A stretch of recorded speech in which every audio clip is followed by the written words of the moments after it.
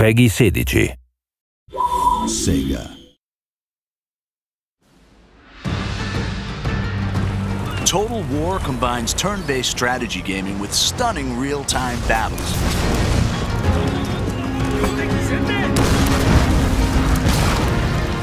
Players take command of nations, armies, and generals as they battle for ultimate victory. With breathtaking detail and unparalleled historical accuracy, Total War allows the player to recreate and change the course of history.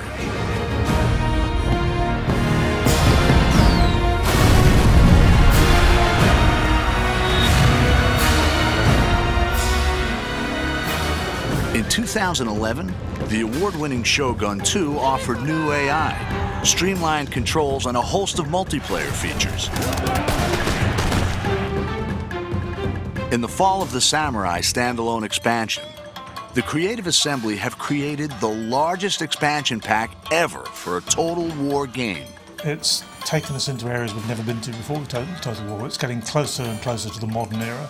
I think it's exciting because it's the latest any Total War game has ever been to the modern day, the closest any Total War game has been to the modern day. And with that brings a lot of really interesting different game features, a lot of scope in terms of how fast the game moves and how quickly your armies are deployed across the map, how many different types of units are available. Set 300 years later than the original game, The Fall of the Samurai sees the clash of traditional samurai culture with the explosive power of the early modern world. It's the late 19th century, which means that it's got some of the most advanced technology seen in a Total War game. So you've got torpedo ships, off-field artillery, all that kind of stuff that actually makes it feel quite different from particularly Shogun 2, which is obviously set in the 16th century. This industrial age is the most recent period ever covered in a Total War game, offering new game mechanics to please and challenge fans. I mean, Japan actually started to build railways in this period or slightly afterwards.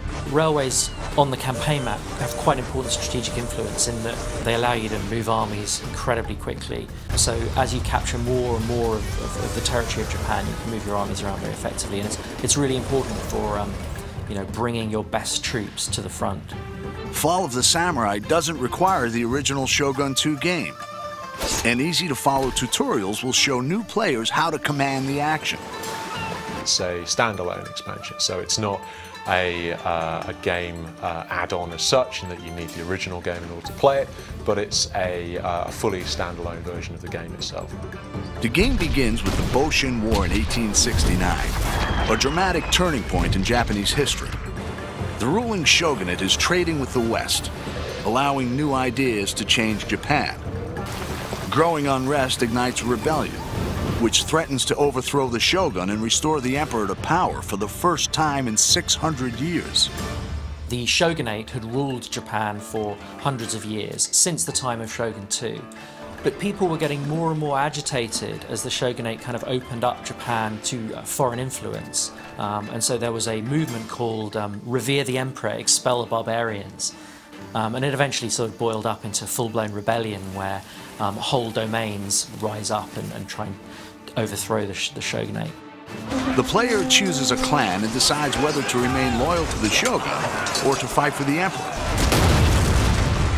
Every clan has their own unique strengths and challenges, civilian, diplomatic, or military. Each faction within an allegiance has its own clan trait, which gives it a very specific play style.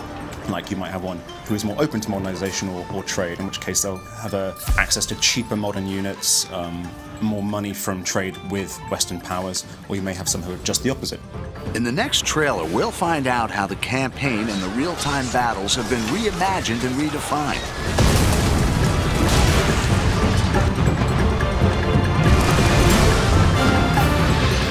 Fall of the Samurai is a whole new experience and an ambitious entry into the Total War series.